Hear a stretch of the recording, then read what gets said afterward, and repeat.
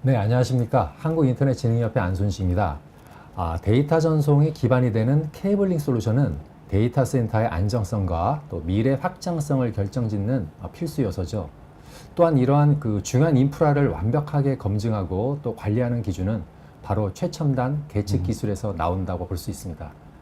오늘은 특별히 두 기업에서 그 각각의 그 케이블링 솔루션과 또 계측 기술을 보유한 글로벌 최고 기업인 펜듀이트와 그 플루크 네트워크스에서 발표를 해주시겠는데요.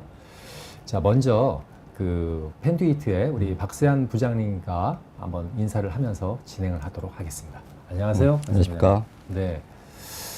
우리 그 펜듀이트는 제가 그 과거에 아마 2016년도쯤에 이런 온라인 말고 오프라인에서 따로 이제 행사를 했을 때 가장 인상 깊었던 게 부스에서 이제 그 케이블을 이제 그 전시를 했을 때 뭐 다양한 컬러풀하게 아주 이쁘게 그 관리한 모습을 보고 그 전시 사람들이 많이 이제 그쪽으로 몰렸던 것 같습니다. 그래서 뭔가 그 펜듀이트는 이런 케이블링의 이런 컬러라든가 뭔가 타사 대비 뭐 특화된 게 뭐 좀 있나요?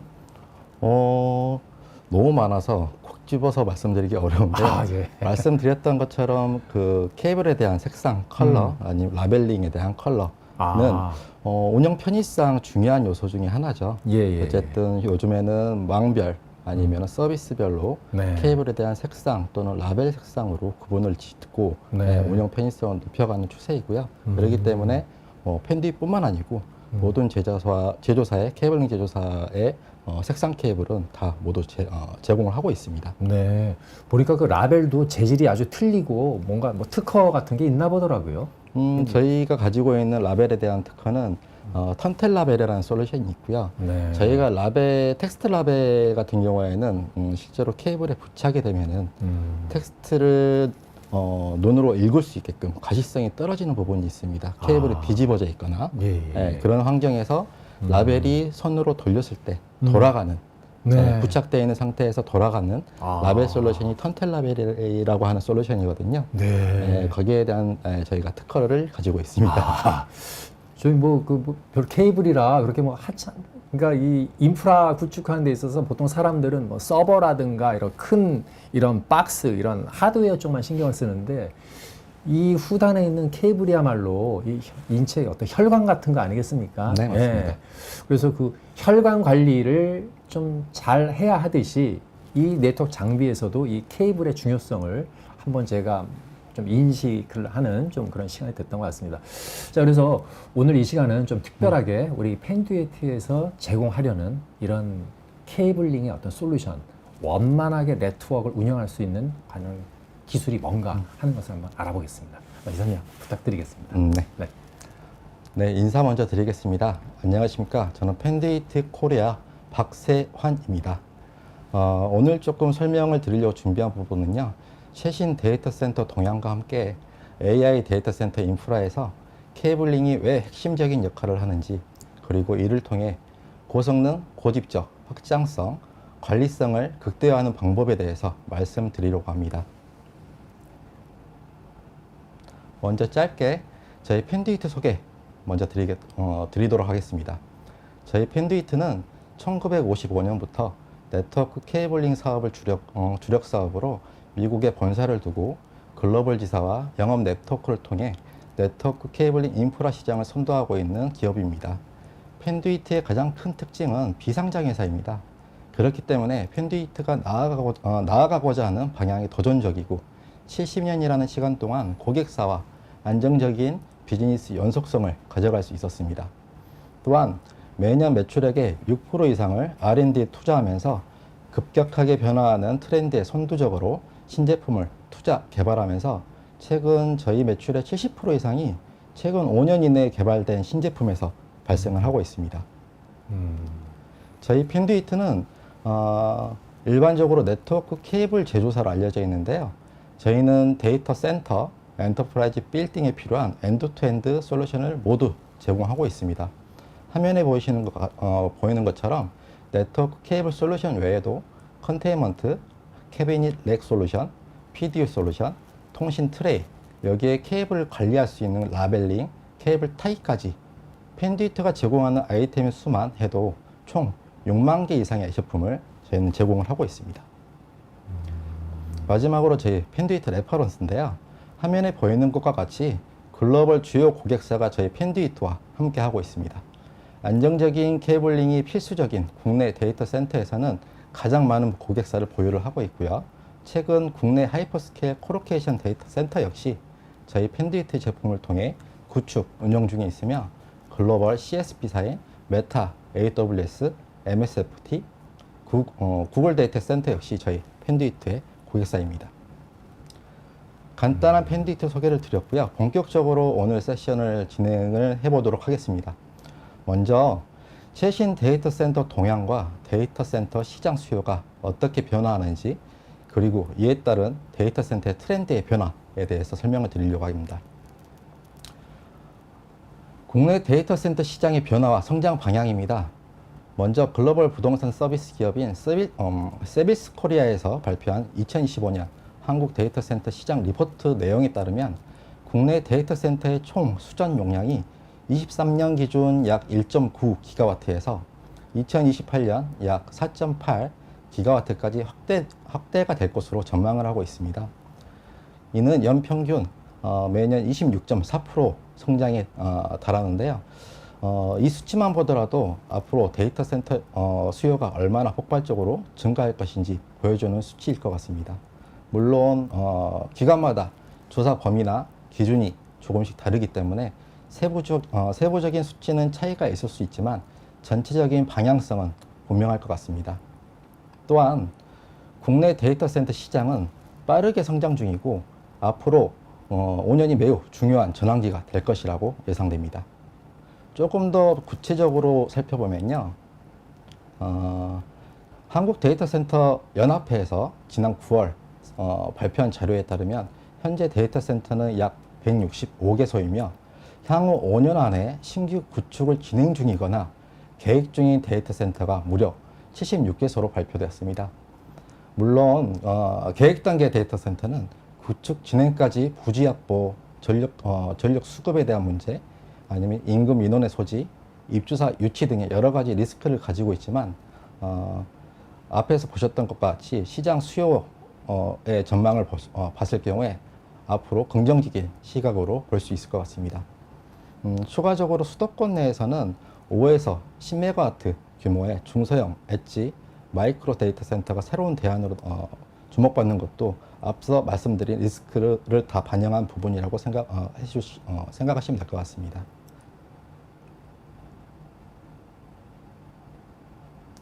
다음은 데이터 센터 트렌드에 대해 알아보겠습니다. 요즘 뉴스나 기사에서 가장 많이 들리는 키워드가 바로 AI죠. 최근 고객사와 미팅을 하다가 요즘 기술문의 연락이 많이 줄어든 것 같습니다 라고 여쭤봤더니 고객사분께서 말씀하시길 요즘 궁금한 게 있으면 GPT한테 물어본다고 하시더라고요. 그 말씀을 듣고 조금 위기감을 느끼게 됐습니다. 아, 그러면 그 인공지능 때문에 방문 요청이 조금 그런 부분이 확연하게 몸소 올해는 조금 많이 느껴졌던 부분일 것 같습니다. 네, 그렇군요. 네. 화면에 보이시는 것과 같이 글로벌 리서치 기관에서 조사한 바에 따르면 글로벌 AI 데이터 센터 시장이 향후 10년 동안 매년 약 27%씩 고성장할 것으로 예측을 하고 있습니다. 잘 아시겠지만 AI는 이제 전기, 인터넷, 반도체처럼 국가 경쟁력을 좌우하는 핵심 인프라가 되고 있는데요. 그래서 각 나라마다 차세대 전략 산업으로 지정하고 이 AI 시장을 선점하기 위해서 치열하게 경쟁을 벌이고 있죠. 저희 나라 역시 AI 3대 강국 도약을 목표로 민간과 협력해서 AI 생태계 확대를 목표로 정책을 계속적으로 추진을 하고 있고요. 미국 같은 경우에도 올해 초 10기가와트 어마어마한 용량의 AI 컴퓨팅 능력을 확보하기 위한 계획인 스타게이트 프로젝트를 발표를 했죠. 그 프로젝트 역시 현재 지금 텍사스 에빌린 캠퍼스에서 벌써 1단계 구축이 착공이 들어갔다는 내용을 뉴스를 통해서 보게 됐었는데요. 그만큼 AI 산업은 국가 기반의 사업으로 대규모 민간 투자와 함께 급속도로 성장할 것으로 예측이 됩니다. 다음 슬라이드는 매년 업타임 리서치 기관에서 데이터 센터 고객사를 대상으로 최근 장애 원인을 조사를 하는데요. 23년까지의 데이터를 봤을 때 두각되지 않았던 전력, 냉각, 화재에 대한 장애가 급속도로 장애 원인으로 커지고 있는 것을 확인할 수 있었습니다. 화면에 보이시는 데이터가 25년 조사 자료인데요. 약 70%가 전력이나 냉각, 통신 케이블링과 같은 인프라 영역에서 장애가 발생을 하고 있는 것으로 확인이 되었습니다. 이건 단순히 IT 장비의 문제가 아니라 기반 인프라 관리 자체가 데이터 센터 운영의 핵심이 되고 있다는 걸 보여주는 지표일 것 같습니다. 아시겠지만 최근 데이터 센터 시설에 화재로 인한 피해가 빈번히 발생을 하고 있는데요. 전력 계통에서 시작된 작은 이상이 대규모 화재로 번지고 이로 인해서 주요 플랫폼 서비스가 장시간 중단이 됐고 기업뿐 아니라 사용자 전반에 큰 피해가 발생을 하죠. 이제 데이터 센터에서 고도화된 시스템과 함께 그 시스템을 안정적으로 운영을 하고 서비스를 멈추지 않게 하는 전력, 냉각, 케이블링과 같은 인프라 자체가 핵심 경쟁력이 되고 있다고 생각하면 좋을 것 같습니다. 그렇다면 AI 데이터 센터의 인프라를 구축할 때 어떠한 부분을 고려를 해야 될까요? 크게 보면은 전력, 냉각, 케이블링, 물리시설의 요건으로 분리를 하면 좋을 것 같습니다. 먼저 전력입니다. AI 서버는 고성능 GPU를 다수 탑재하고 있어 렉당 전력 요구량이 일반 서버보다 훨씬 높습니다. 그렇기 때문에 일반적인 데이터 센터가 렉당 2에서 3kW 전력 설계를 하였다면 AI 데이터 센터의 GPU 서버렉은 렉당 최소 45kW 설계가 필요합니다. 이를 위해 렉당 최대 피크 전력과 요요 전력 확보가 필요하게 됐고요. 안정적인 전원 전력 공급을 위해서 63A, 96A와 같은 고전력 PDU 솔루션도 필수적으로 필요하게 되었습니다. 두 번째는 냉각입니다. AI 서버에서 발생하는 열 자체가 워낙 높다 보니까 이를 제대로 제어하지 못하면은 성능 저하나 시스템 다운으로 이어질 수 있는데요. 각 렉 단위의 열 부하를 정밀하게 계산을 하고 이에 맞는 최적의 냉각 솔루션을 검토를 하셔야 되는 게 핵심입니다. 최근 AI 데이터 센터 구축을 검토하시는 고객사에서 여러 가지 POC를 통해 최적의 냉각 솔루션을 검토하고 있는 걸로 전해 들었는데요.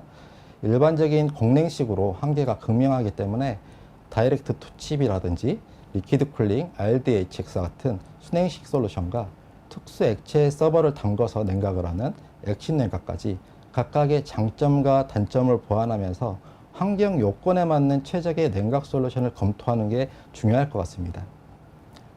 세 번째는 케이블링입니다. AI 서버는 GPU 간 저지연의 데이터 전송이 필수적이기 때문에 케이블링이 곧 AI의 성능을 좌우합니다. 예를 들어 GPT에게 질문을 했는데 예상 대기 시간이 길어지는 것과 같은 비유가 될 것 같은데요.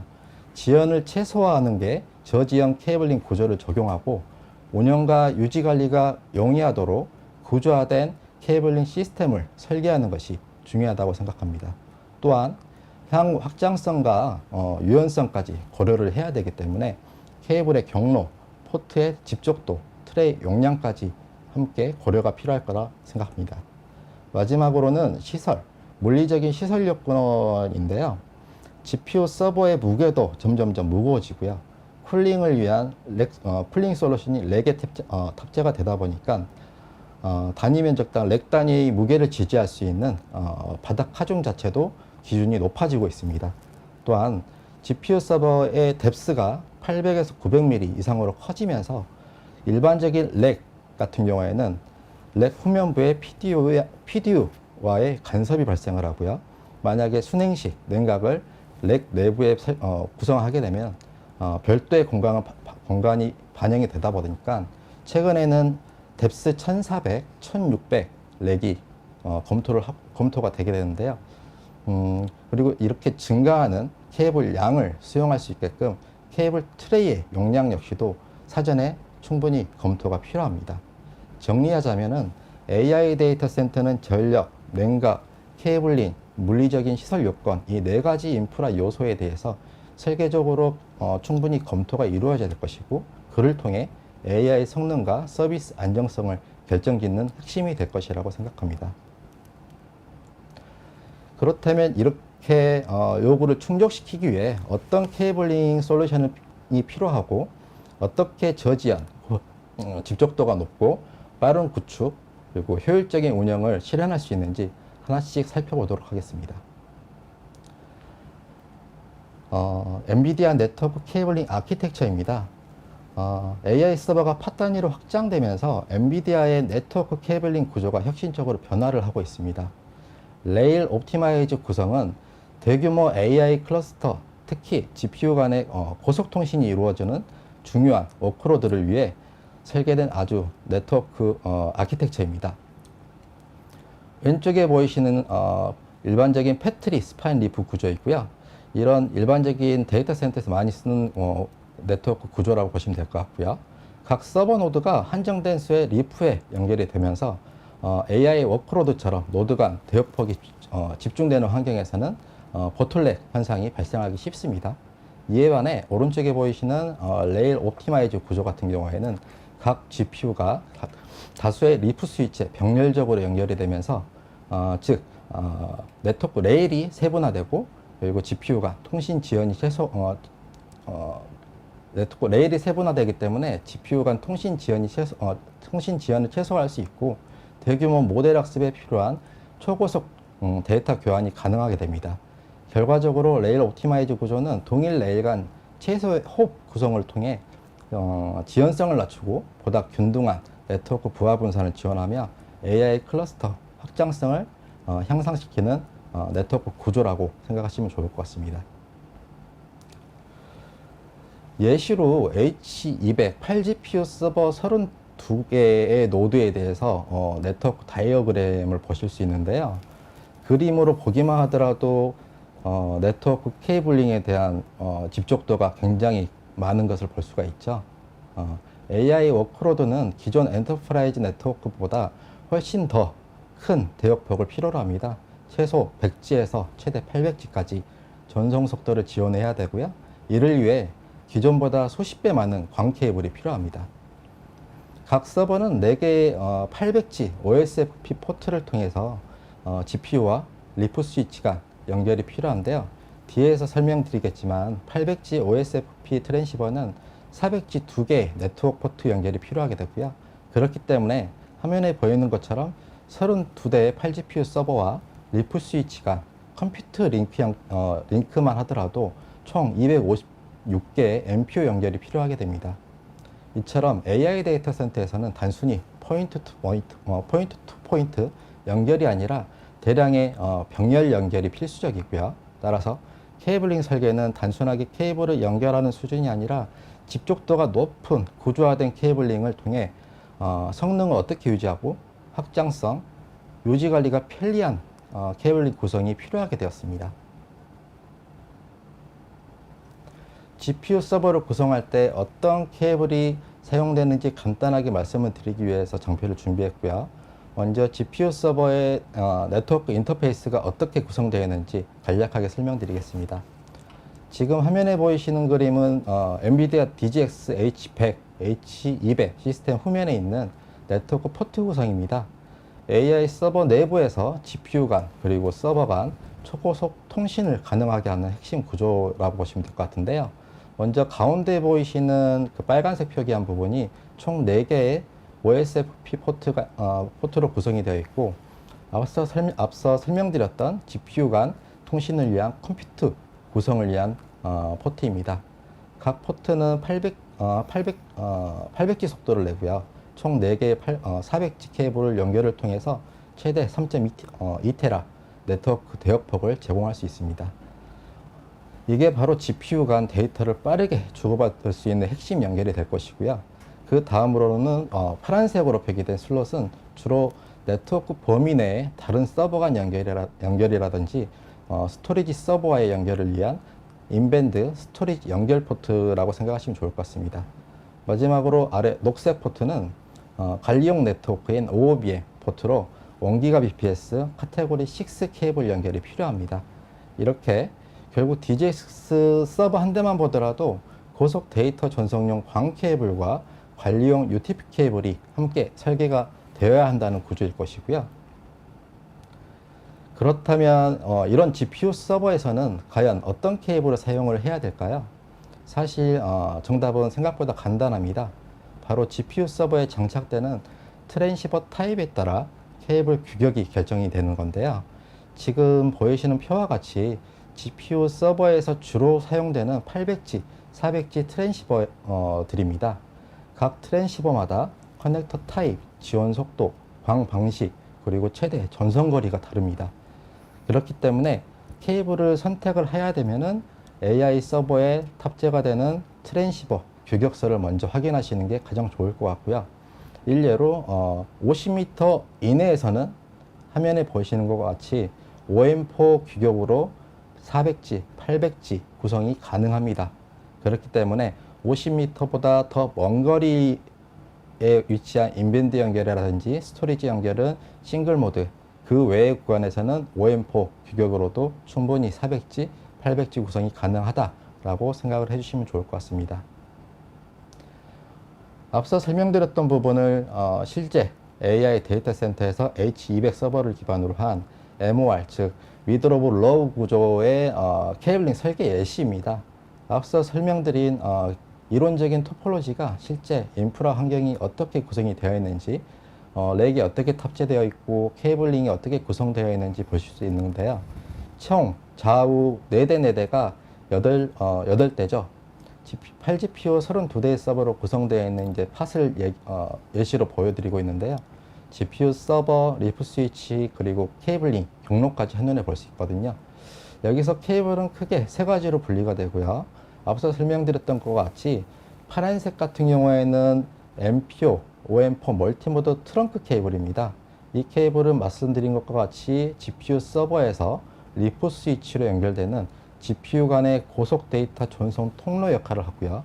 다음 노란색 라인은 MPO OS2 싱글 모드 트렁크 케이블인데요. 리프 스위치에서 스파인 스위치로 연결되는 백본 구간을 연결하는 경우라고 보시면 될 것 같습니다. 즉, 팟 간 또는 클러스터 간 트래픽이 오고 가는 주요 통로일 거고요. 그리고 마지막으로 초록색은 1기가 bps 카테고리 6 UTP 케이블에 대한 OBM 연결 구간이라 보시면 될 것 같습니다. 이렇게 GPU 서버에 컴퓨트, 인밴드, 스토리지, OBM의 케이블링을 별도의 패치렉으로 집중 분배하면서 관리의 편의성과 확장성을 확보할 수 있습니다. 과연 어떤 케이블을 어디에 어떤 방식으로 배치를 하느냐에 따라 데이터 센터의 성능, 확장성, 그리고 운영 효율성이 결정이 된다고 보시면 될 것 같은데요. 중요한 것은 고집적 광 솔루션과 UTP 솔루션을 구성을 하여야 렉 공간을 최소화할 수 있고 이런 구조화된 케이블링을 구현할 수가 있습니다. 지금 보이시는 이미지는 펜듀이트의 AI 케이블링 아키텍처 디자인 예시입니다. 그럼 사진과 같이 어떤 펜듀이트의 솔루션이 적용되었으며 어떤 정점이 있는지 확인해 보도록 하겠습니다. 첫 번째 솔루션은 펜듀이트의 플렉스 퓨전 캐비닛입니다. 이 제품은 성능, 사용 편의성, 그리고 확장성에 장점을 가지고 있는데요. 먼저 내구성부터 알아보겠습니다. 펜듀이트의 플렉스 퓨전은 약 1600kg 전격 하중을 지원하고요. 앞서 설명드렸죠. GPU 서버와 냉각 솔루션의 무게 때문에 그런 무거운 무게를 지지할 수 있는 견고하고 튼튼한 캐비닛이 필요하고요. 또한 전 후면 도어가 벌집 타공 타입으로 80%의 천공률을 지원하여 냉각 효율을 극대화하였지만 약하지 않고요. 강화 스틸로 견고한 구조로 이루어져 있습니다. 또한 별도의 공구가 필요 없이 설치가 가능한 다양한 케이블 정리 솔루션을 제공하기 때문에 고집적 케이블링 구성에서도 케이블의 성능을 꾸준하게 유지할 수 있도록 케이블의 정리와 관리가 용이한 제품입니다. 특히 AI 서버 환경에서는 말씀드렸던 것처럼 뎁스 1400, 1600mm가 필요하다고 말씀드렸는데요. 해당 캐비닛 렉이 1400, 1600mm를 지원을 하고 있고요. 그렇기 때문에 H100이나 H200 같은 대형 GPU 서버 셰시도 충분히 수용할 수 있습니다.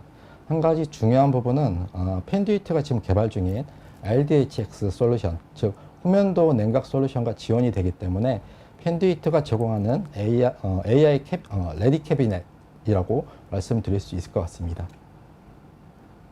다음은 MPO 쪽입니다. AI 데이터 센터에서 케이블링의 효율성과 성능을 좌우하는 핵심 요소 중에 하나인데요. MPO는 멀티파이버 푸시1의 약자로 말 그대로 여러 가닥의 광섬유를 하나로 집적한 구조이죠. 특히 요즘 고밀도 환경에서 예를 들어 400G나 800G 네트워크 연결을 위해서는 기존의 단일 광섬유 케이블로는 대응이 어렵고요. 이 MPO 케이블이 사실상 필수적인 솔루션이 되었죠. 하지만 이 MPO 케이블을 선택할 때 MPO 커넥터의 타입에 따른 배열, 핀 방식에 따라 구성 방식이 달라지기 때문에 구성에 적합한 타입의 MPO 케이블을 선택하는 것이 필요합니다. 왼쪽 그림을 보시면은 MPO 케이블의 세 가지 기본 배열 방식이 있습니다. 첫 번째, 타입 A는 가장 기본적인 형태로 1번 코어가 1번으로 12번 코어가 12번으로 구성이 되어 있는 스트레이트 타입입니다. 다음은 B 타입인데요. A 타입과 반대, 그러니까 소신과 송신이 반대로 리버스되는 타입이라고 보시면 될 것 같습니다. 마지막으로 C 타입은 일명 페어 플립 구조라고 한 쌍씩 신호가 교차하는 형태의 구조입니다. 쉽게 생각을 하면 A 타입과 C 타입은 주로 MPO2 LC 커넥터로 구성된 카세트를 통해 패치 투 패치를 구성할 때 사용된다고 보시면 될 것 같고요. 장비 간 다이렉트 연결이 구성될 때는 타입 B, 리버스 타입을 사용하시면 됩니다. 오른쪽 화면은 8코어 MPO와 12코어 MPO에 대한 것입니다. 말씀드렸던 것과 같이 일반적인 수평 구간에서 MPO 케이블을 통해 패치 구성을 할 때는 12코어를 모두 사용해야 되기 때문에 12코어 MPO를 사용하는 게 맞지만 GPU 서버에 연결해서는 송신 4코어, 수신 4코어, 총 8코어만 사용하기 때문에 8코어 MPO 케이블을 사용하는 것이 적합합니다. 당연히 코어를 4코어를 절약을 했기 때문에 금액적인 메리트도 있을 거고요. 화면에 보이시는 부분은 실제 AI GPU를 구성을 해 놓은 건데요. 고집적 광 케이블링 환경에서 MPO 케이블의 안정적인 운영을 위한 고려사항입니다.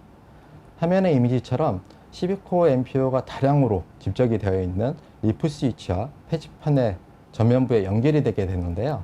이럴 경우 케이블을 연결하거나 뽑아야 할 공간이 비좁아서 케이블 운영이 실질적으로 불가능합니다. 여기에 오른쪽 화면에 보이시는 것처럼 펜듀이트는 MPO 케이블 커넥터에 푸시풀 방식으로 커넥터 끝단을 잡아 포트를 연결하고 해제할 수 있는 제품을 제공드리기 때문에 고집적 구성에서 이 푸시풀 기능은 필수적인 구조가 될 것이고요. 또한 현장에서 앞서 설명드렸던 타입에 따른 배열, 핀 방식을 변경할 수 있는 펜듀이트만의 특화 기술인 펜&피오 타입의 커넥터를 제공을 하고 있습니다. 이를 통해 프로젝트별 요구사항이나 예기치 못한 설계 변경에도 즉각적인 대응이 가능하고 이런 케이블 제품을 사용을 하여야 고집적 환경에서도 안정적이고 효율적인 광 케이블링을 구현하실 수 있습니다. 다음은 광 케이블의 고성능에 대한 부분인데요. AI 데이터 센터에서는 단순히 속도만 빠른 케이블이 중요한 게 아니거든요. 그보다 더 중요한 것은 지연, 즉 레이턴시와 신호 품질입니다. 여기서 등장하는 게 바로 APC 커넥터에 있는데 APC 커넥터는 말 그대로 광 단자의 패를 끝단을 약 8도 각도로 연마를 해서 만든 커넥터를 얘기합니다. 왼쪽 화면에 보이시는 이미지와 같이 일반적인 UPC 타입의 광 커넥터는 광 커넥터의 접점에서 빛 반사가 발생을 하는데 이것을 후방 반사라고 얘기를 합니다. 이 후방 반사를 최소화하여 신호 손실과 지연을 최소화할 수 있는 것이 APC 타입의 커넥터이고 엔비디아에서도 APC 타입의 MPO 케이블을 권고를 하고 있습니다. 앞서 설명드렸던 것과 같이 점점점 AI GPU 서버 팟이 커지고 이런 케이블이 집적도가 커지면서 고집적 광 솔루션도 계속적으로 제품이 개발, 업데이트가 되고 있는데요. 이를 가능하게 해주는 것이 이제 VSFF, 즉 Very Small Form Factor 커넥터입니다. 왼쪽 그림을 보시면 기존의 LC 듀플렉스 커넥터와 생소하지만 SN 커넥터라는 것을 볼 수 있는데요. SN 커넥터는 일반적인 RxTX 2코어로 구성되어 있는 LC 듀플렉스 커넥터보다 가로폭이 40% 이상 작기 때문에 동일한 공간에 2배 이상의 집적도가 높은 패치 구성이 가능해지고요. 오른쪽에 있는 MMC는 차세대 초소형 멀티파이버 커넥터로 기존 16코 앰피어 커넥터보다 폼팩터는 훨씬 작고요. 하나의 커넥터 안에 16 또는 32 파이버를 수용할 수 있습니다. 예를 들어 16코 MMC 타입의 커넥터로 이루어진 패치 파넬의 경우에는 온RU 공간에 최대 3456코어까지 수용이 가능하고요. AI 데이터 센터에서는 쉽게 얘기하면 렉 공간, 당연히 상면이 곧 비용일 것이고요. AI 서버가 확장되고 그에 따른 더 집적도가 높은 광 커넥터, 광 패치 솔루션이 고려가 돼야 됩니다. 다음은 UTP 케이블링 솔루션입니다. 일반적으로 많이 사용되는 카테고리 6 패치 코드는 24번 선, 24AWG, 대략적으로 5.8mm 두께의 케이블을 사용하고 있는데 펜듀이트는 이보다 훨씬 얇은 28AWG 3.8mm, 30AWG 3.18mm 두께의 얇은 UTP 패치 코드를 제공하고 있습니다. 이렇게 케이블이 얇아지면 어떤 장점이 있을까요? 일단 같은 공간에 훨씬 더 많은 케이블을 배치할 수 있습니다. 집적도가 높아지는 거죠. 예를 들어 기존에는 온RU 공간에 24포트 패치를 구성할 수 있다면 이 얇은 패치 코드를 사용하면 온RU 공간에 최대 48포트까지 무리 없이 구성이 가능해지고요. 또한 케이블이 얇기 때문에 정리를 하더라도 공간이 최소화될 수 있겠죠. 다음은 OHD, 오버헤드 패치렉 구성을 통한 캐비닛 상단 패치 디자인입니다. 기존에는 GPU 서버렉 내부에 패치 파넬을 구성하는 경우가 많았지만 OHD 구성 같은 경우에는 패치를 캐비닛 상단 또는 상부 트레이에 2RU, 4RU 정도의 공간에 패치렉을 설치할 수 있습니다. 이렇게 할 경우에 서버에서 패치 패널까지 약 3m 미만의 짧은 광 패치 코드, UTP 패치 코드를 통해서 간편하게 연결이 구성이 가능하고요. 무엇보다 중요한 것은 GPU 서버 렉 내에 패치 패널이 구성이 되어 있지 않기 때문에 서버렉의 이동 변경이 자유롭고 이를 통해서 데이터 센터의 확장성이 유연해지는 구조가 가능해지는 것입니다. 마지막으로 이렇게 케이블량이 늘어나고 집적도가 늘어났다라고 말씀을 드렸는데 이렇게 급증된 케이블에 문제점이 생기는 거죠. 이 케이블을 어떻게 관리할 것이냐, 어떤 케이블이 어디로 연결되어 있고 식별을 어떻게 해야 되느냐에 대한 문제인데요. 펜듀이트의 래피드 ID 솔루션은 기존의 방식 같은 경우에는 케이블에 텍스트로 인지할 수 있는 라벨을 붙이고 사람이 일일이 확인을 해야 했기 때문에 시간이 많이 들고 오류의 가능성이 굉장히 높았습니다. 특히 수천 포트 이상의 데이터 센터 환경에서는 이 과정이 장애 처리에 큰 병목이 될 수 있었는데요. 펜듀이트의 래피드 아이디는 케이블에 부착된 고유 바코드 라벨을 인식을 하여 케이블 라벨을 보기 위해 케이블을 뒤집거나 건드리지 않고 단순히 스캐너를 통해 신속하게 선번 정보를 확인할 수 있는 솔루션입니다. 케이블을 직접 만지지 않아도 되기 때문에 장애 리스크를 최소화할 수 있고 텍스트 라벨의 내부 포트맵 정보의 취약성을 개선할 수 있죠. 중요한 것은 특정 구간의 라벨만 확인하더라도 관리 소프트웨어를 통해 엔드투엔드 선번 정보를 확인할 수 있기 때문에 장애 발생 시 보다 쉽고 빠르게 대응과 처리가 가능해집니다. 지금까지 살펴본 AI 데이터 센터의 케이블링 고려사항과 펜듀이트의 AI 케이블링 솔루션, 결국 이 모든 것이 향하는 게 바로 하나인데요. 바로 안정적인 AI 데이터 센터를 위한 구조화된 케이블링 아키텍처를 구현하는 것입니다. 펜듀이트는 엔비디아와 협력하여 엔비디아 AI 케이블링 구성을 위한 펜듀이트 케이블링 가이드를 제공을 드리고 있습니다. 필요하신 분께서는 설문조사라든지 별도로 요청을 주시면은 제가 제공을 드릴 수 있도록 하겠습니다. 마지막으로 저희 펜듀이트의 데이터 센터 비즈니스를 위한 전략을 소개해드리고 마무리 짓도록 하겠습니다. 첫 번째로 펜듀이트는 성공적인 데이터 센터 구축 사업을 위해 케이블링 설계를 지원하고 있습니다. 저희의 가장 큰 장점은 데이터 센터 설계부터 사업 실행까지 저희의 특화된 설계 프로그램을 통해 직접적인 설계 지원을 제공을 드리고 있고요. 데이터 센터 표준화 설계부터 3D 성면 모델링 시뮬레이션을 통한 최적화된 물량 산출까지 전문적인 컨설팅 서비스를 지원을 하고 있습니다. 두 번째는 외산 제조사의 단점일 수 있는 리드 타임입니다. 펜듀이트는 단납기 프로젝트에 대한 납기 지원을 통해 지원을 하고 있습니다.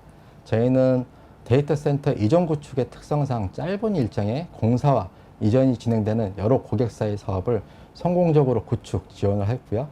이는 저희가 제공하는 단납기 스타킹 프로그램을 통해서 고객사 편의의 납기 대응을 지원하였기 때문에 가능하였던 부분입니다. 마지막으로 저희 펜듀이트는 저희가 공급하는 제품에 대하여 제조사 25년 시스템 워런티를 제공하고 있습니다. 여기서의 차별성은 펜듀이트의 25년 워런티는 제품 특성상 제품 교체를 위한 공사 비용까지 지원을 한다는 것입니다. 이런 강력한 워런티 프로그램을 통해서 제조사 제품의 신뢰성을 유지할 수 있는 가장 파워풀한 프로그램이라고 말씀드리고 싶습니다. 네, 여기까지 오늘 준비한 내용이었고요. AI 데이터 센터 케이블링 복잡할 것 같지만 오늘 설명드린 고성능, 고집적, 운영 편의성 이 세 가지만 고려하신다면 충분히 안정적인 AI 데이터 센터 케이블링을 인프라를 구축하실 수 있을 것 같습니다.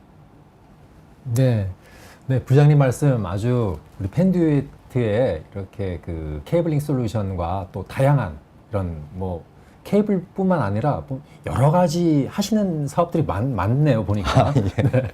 저 단순히 케이블만 있는 줄 알았는데 알고 보니까 인프라 구축에 있어서는 뭐 여러 가지 그 세부적인 이런 솔루션들이 많다는 걸 오늘 느꼈고요. 자, 오늘 이 발표 주제가 보통 이제 그 데이터 센터를 주제로 하긴 했는데, 이 웨비나에 참여하신 고객분들이 이제 대부분 데이터 센터도 있겠지만, 공공기관에 있는 뭐 네트워크 담당자들, 뭐 대기업, 중견기업 이상의 이제 그런 분들이 계신데, 특별히 공공기관에서도 많이 관심을 갖고 있어서, 네. 공공기관의 특성상 이제 예산이라든가 인원이 좀 제한적이고, 뭐 좀 약간 뭐 보수적이지 않습니까? 네네.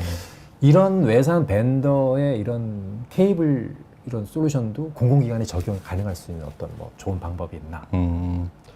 굉장히 어려운 질문이신데요. 네. 당연히 저는 저희 회사 홍보가 목표지만 실질적으로 예전에 비슷한 질문을 받았던 적이 있어서 그래요? 관련된 내용을 좀 말씀을 드리면은 네네. 저희 공공기관의 사업 특성상 한 두 가지 정도의 고려사항을 조금 검토하시는 게 좋을 것 같습니다. 첫 번째, 저가형 제품을 배제할 수 있는 규격 제한이 필요할 것 같습니다. 네. 그렇다면은 비싼 걸 써야 되느냐? 비싼 걸 쓰라는 말씀은 아니고요. 실질적으로 관리의 효용성, 편의성, 성능을 유지할 수 있는 성능에 대한 기준, 네. 그리고 필요한 기능들에 대한 기준을 가지고 예. 충분히 가격적인 부분을 경쟁을 통해서 제품 선정을 하신다면은 원하시는 굳이 뭐 저희 펜듀이트 제품을 써주십사 말씀드리고 싶지만 그런 기준을 가지고 제품 선정하신다면은 충분히 효용적인 운영이 가능하실 거고요. 두 번째 부분이 더 중요할 것 같은데 케이블은 특성상 공사를 통해서 구성이 되죠. 그렇기 그렇죠. 때문에 공공기관 같은 경우에는 사업구조상 시공하는 업체가 항상 바뀌고 그러다 보니까 공사업체도 바뀌고 제품도 혼재가 되죠. 그렇죠. 말씀하신 것 중에 그 케이블을 저희 혈관에 비교를 해주셨는데 정말 좋은 비교입니다. 이 제품이 혼재가 된다는 거는 특정 케이블은 고성능의 케이블인데 네. 아울렛 단자라든지 말단 수구 쪽이 저가의 제품, 문제가 있는 제품이 된다면은 혈액순환이 잘 안 되겠죠. 그렇죠. 그런 문제를 방지하기 위해서 제품에 대한 규격에 대한 부분을 기준을 잡으시는 게 좋고요. 네. 두 번째는 시공업체들이 기본적으로 케이블링을 어떤 식으로 시공을 해야 되는지 일반적으로 시공 지침을 삼으시는 부분은 케이블의 규격을 포함하여 케이블 포설 방법, 케이블의 경로, 그리고 렉 내 케이블을 어떤 식으로 정리를 해야 되는지, 그리고 표준화된 라벨 스킴을 통해서 공사업체가 그 지침서를 보고 동일한 방식의 시공을 할 수 있게끔 가이드를 주시는 게 실질적으로 예산을 세이브하면서 운영 효율성을 높일 수 있는 가장 좋은 방법일 거라고 제가 답변을 드렸던 적이 있습니다. 아, 그렇던 적이 네. 있다. 아, 그러니까 결국은 이제 공공기관에서 물론 뭐 예산이라든가 이제 그런 거를 뭐 종합적으로 다 검토를 했을 때 이제 뭐 한 번 설치를 하면 이제 장기적으로 이제 교체하기가 힘들기 네네. 때문에 그런 걸 다 감안해서 다 체킹을 하면은 펜듀이트 제품을 설치해도 공공기관에서도 별 문제는 없다. 맞습니다. 네. 참고하시기 바랍니다. 네. 아주 오랫동안 말씀하셨는데, 보니까 저희 외부에서 질문을 이제 하시는 분들이 많이 있습니다. 이제 요번에 이제 펜듀이트가 이제 첫 방송이다 보니까 궁금하신 분들이 굉장히 많은데요. 이 펜듀이트에 대해서 궁금하신 분 좀 몇 분 좀 뽑아보겠습니다. 자, 이거 계속 들어오는데 어떤 분이 좋을까요? 가장 뭐 길게 쓰신 분 카테고리 네. 정승환 씨? 한번 해볼까요? 네, 뭐 UTP, UTP CT6 케이블을 연결하다 보면은 UTP 스위치에는 UTP 케이블 뭉치가 무겁게 다수 케이블이 물리게 되는 구조인데 슬림화된 CT6 케이블로 변경하면 환경 개선이 도움이 될 것 같아 흥미롭다. 관련해서 슬림화된 UTP 이런 케이블 가격을 물어보시네. 일반 엔터프라이즈 네트워크 환경에서도 도입할 수 있을 만큼 일반 보통 두께 케이블보다 가격 면에 그러니까 경쟁력이 있냐. 그러니까 갖고는 싶은데 가격 때문에 막 고심하시는 분들이 많은 것 같아요. 네. 네. 충분히 이해가 되고요.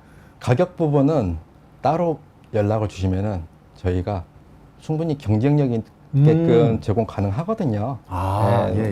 그래서 직접 조금 컨택을 해주시면은 좀 가이드를 드릴 수 있도록 하겠습니다. 여러분, 그러니까 그 가격 때문에 고심하시는 분은 저희가 이제 따로 안내 드린 바 더 이제 뭐 방문을 요청해도 괜찮고 또 저희가 따로 이렇게 뭐 도입 계획이라든가 더 궁금한 사항이 있으신 분은 저희가 따로 별도로 모임을 좀 가지려고 그렇습니다. 그래서 그분은 꼭 설문할 때 체크를 해주시면은 보다 자세한 설명 오해 없도록 잘 할 수 있도록. 일단 질문에 가격도 있는데요. 네. 어떤 뭐 장점이 있습니까라는 내용도 있어서 잠깐 짧게 말씀을 드리면은 저희가 아마 7년 정도 전부터 이 슬림 케이블을 국내 시장에 가장 먼저 마케팅을 하고 저희 고객사 쪽에 가장 많이 셀링한 베스트셀링 제품입니다. 한 번 이 얇은 두께 UTP 케이블을 쓰게 되는 고객사는 다시는 두꺼운 케이블을 쓰지 못하세요.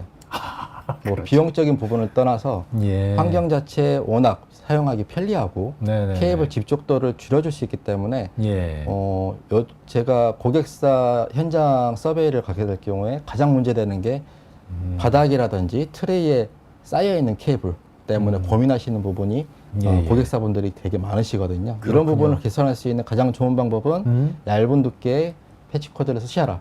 패치 코드뿐만 아니고 케이블을 쓰셔라. 라고 말씀을 드리고 싶습니다. 아, 그렇군요. 여기 보니까 이민수 씨가 뭐 공공기관에 계신 분인데, 네, 이렇게 관심이 있네요. 아까 말씀하신 것대로 답변이 됐을 것 같습니다. 더 궁금하시면 연락 주시고요. 또 보니까 질문 한번 받아볼게요, 또.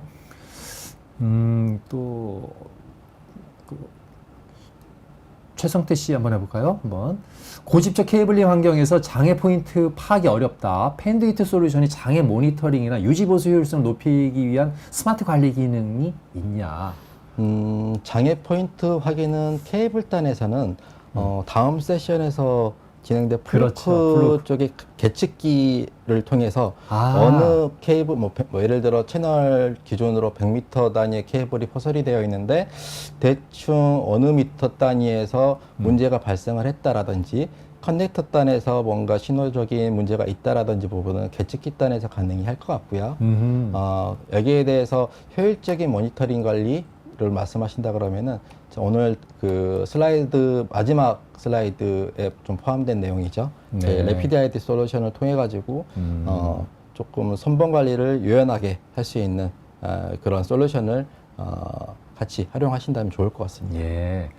약간 그 계측 그 케이블 관리 그런 솔루션이 이제 뒤 두 번째 세션에 발표하실 그 플루크 네트워크스의 그 계측 그 솔루션을 약간 중첩되는데 그 궁금하신 분은 또 투 세션에서 여쭤보셔도 됩니다. 자, 뭐 볼까요?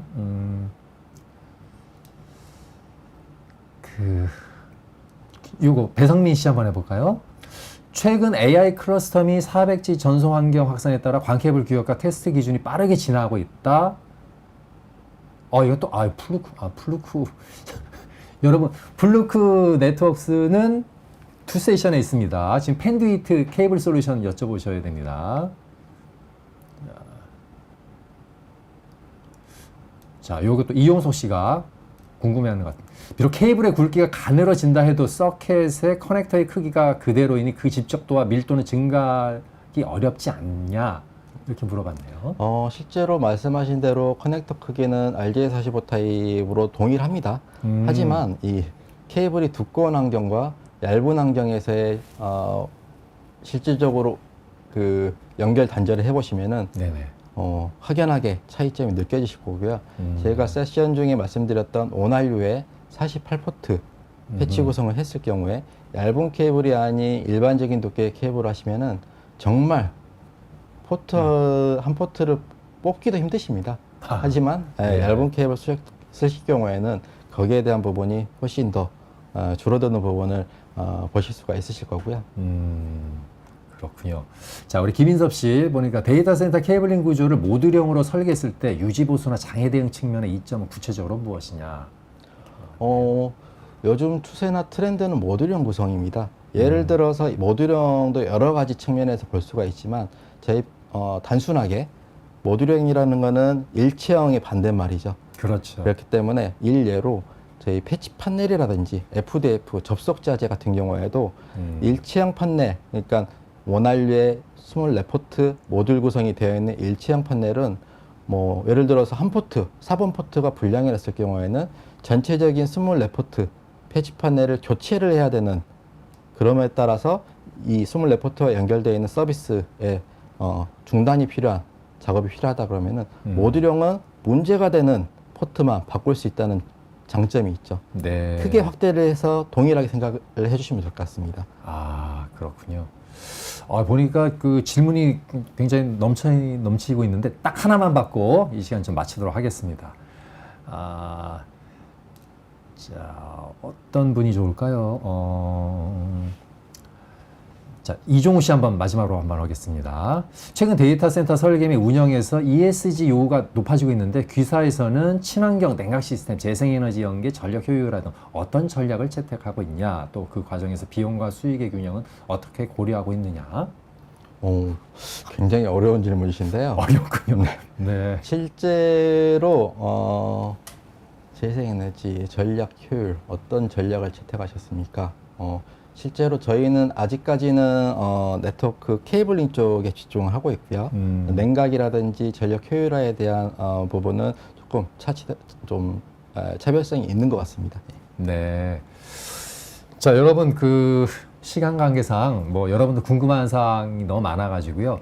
여러분들 질문은 추후에 우리 그 펜듀이트에서 다 그 회신을 줄 예정입니다. 그리고 또 아까 말씀드렸다시피 더 궁금하신 사항은 그 설문을 꼭 하셔가지고 따로 저희가 한번 또 미팅 일정을 한번 잡아서 한번 공개를 할 때 그때 한번 궁금하신 사항을 이렇게 같이 의견을 공유했으면 좋겠습니다.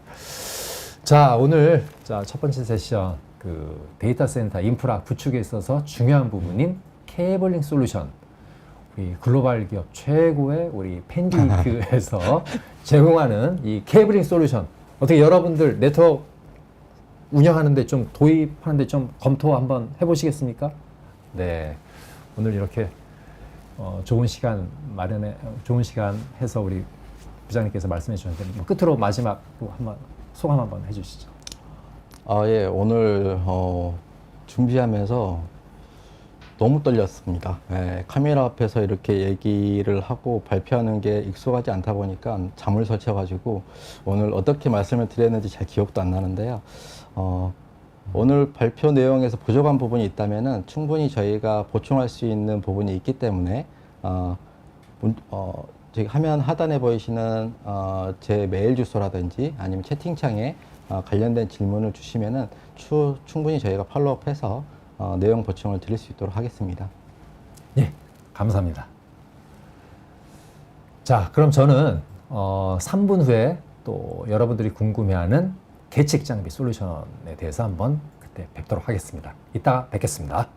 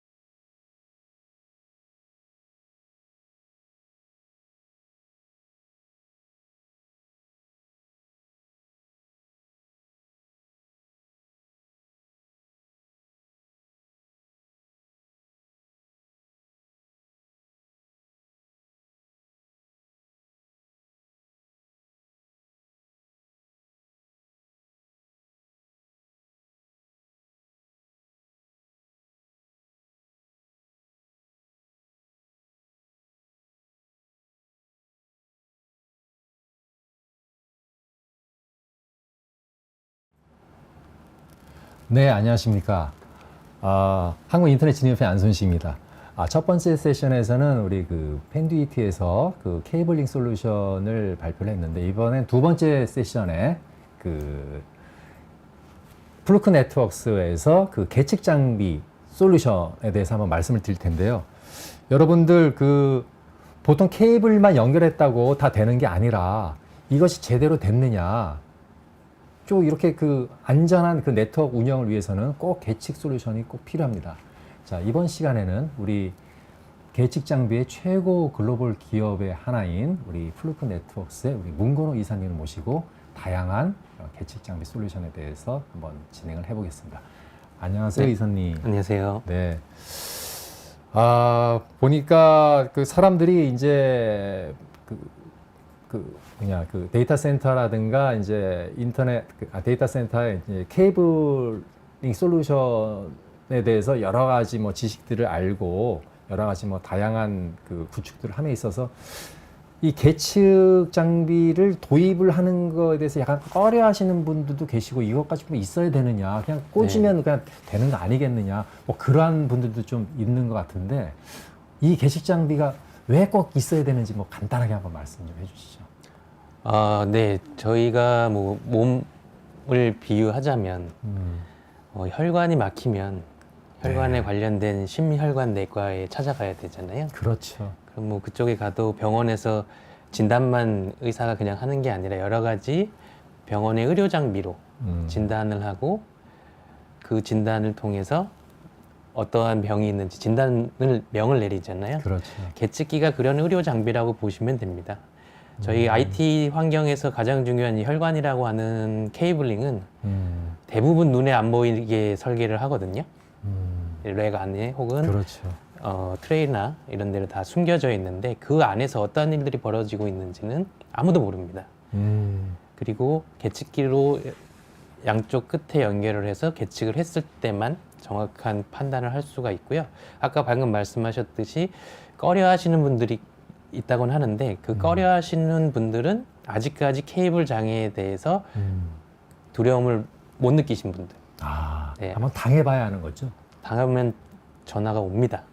그래요? 네. 알아서 전화가 오셔서 그렇죠. 당장 데모를 해달라고 하시는 분들이 많이 계시기 때문에, 그렇군요. 뭐 그거에 대한 시간의 문제이지 언젠가는 다 필요해서 구매를 하시는 네. 제품이라고 보시면 됩니다. 자, 여러분, 이렇게 불 나기 전에 불조심을 하듯이 네트워크의 장애가 터지기 전에 꼭 이 계측 장비의 중요성을 인지하시고 그거에 대한 자세한 말씀을 바로 진행하도록 하겠습니다. 이사님 부탁드립니다. 네, 안녕하세요. 저는 플루크 네트워크스 한국 지사에서 근무하고 있는 문건호라고 합니다. 오늘 저희가 준비한 자료는 데이터 센터 인프라 운영 기술 웨비나이기 때문에 아무래도 데이터 센터에서 주로 요즘 많이 사용을 하고 있는 광 케이블 쪽에서도 40G, 100G, 더 나아가서는 뭐 400G, 800G. 뭐 지금 아까 펜듀이트의 내용에서는 설계 당시에는 지금 1.6테라까지 사용할 수 있는 설계도 고려한다고 하는데요. 당장은 저희가 뭐 400G, 100G가 주로 자주 거론되고 있는 부분이기 때문에 그거에 대한 기술, 어떤 기술들이 쓰여서 40G와 100G를 지원할 수 있는지, 그럼 거기서 사용하는 광 케이블은 어떤 특성을 가지고 있어서 계측기가 어떤 특성들을 테스트해서 이 계측을 하는지에 대해서 설명을 드리도록 하겠습니다. 저희 플루크는 뭐 많은 분들이 이제는 다들 아시는데 저희가 이제 계측기 전문 회사입니다. 올해로 한 76년 정도 됐고요. 그 중에 저희 통신 케이블 계측은 플루크 네트워크스 사업부에서 담당을 하고 있고요. 저희 플루크 네트워크스 사업부는 약 31, 2년 정도 됐다고 보시면 됩니다. 그래서 현재 글로벌 점유율이나 한국의 점유율이 상당히 높은 회사 중에 하나입니다. 가장 중요한 저희가 그 광 케이블에 대해서 알아보기로 했었잖아요. 광 케이블에 대한 이론, 가장 간단하고 매우 중요한, 하지만 대부분 잘못 알고 있는 지식에 대한 것을 잠깐 잡아주고 시작을 하겠습니다. 광 케이블의 특성에 관련된 교육을 하기 전에는 항상 안전정보에 대한 정보를 드립니다. 그냥 읽어드릴게요. 어떠한 상황에서도 광코어를 눈으로 봐서는 안 됩니다. 사용 중인 파장은 눈으로 절대 볼 수 없기 때문이고요. 활성 상태의 광 케이블의 빛은 매우 강력하고 이 빛은 우리 각막을 손상시켜서 영구적으로 시력을 손상시킬 수가 있습니다. 장비들이 빛이 발생하고 있기 때문에 눈이 안 보인다고 했죠.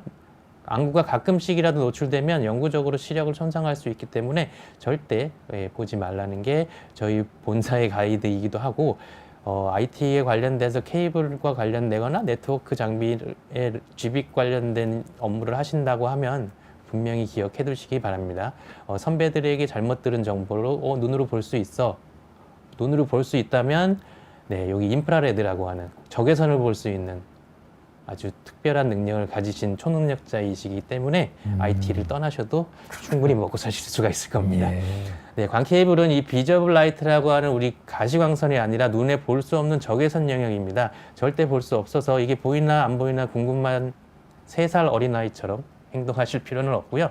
다만 핸드폰 카메라로 비춰보면 핸드폰 카메라는 적외선 파장이 보입니다. 살짝 그 헤르츠에 따라서. 그렇기 때문에 궁금하시면 카메라로 비춰보시면 카메라에 반짝반짝하는 빛을 보실 수는 있습니다. 하지만 우리 눈은 카메라와 다르기 때문에 사람의 눈으로는 절대 볼 수 없어서 위험하니까 보지 않으시기를 권장드립니다. 네, 이제 40G, 100G 광 케이블, 뭐 AI 데이터 센터뿐만 아니라 데이터 센터 혹은 전산실, 요즘에는 뭐 집에도 광 케이블이 들어오죠. 싱글 모드가. 그런 식으로 이제 광 케이블에 대한 기술에 대한 설명을 드릴 건데요.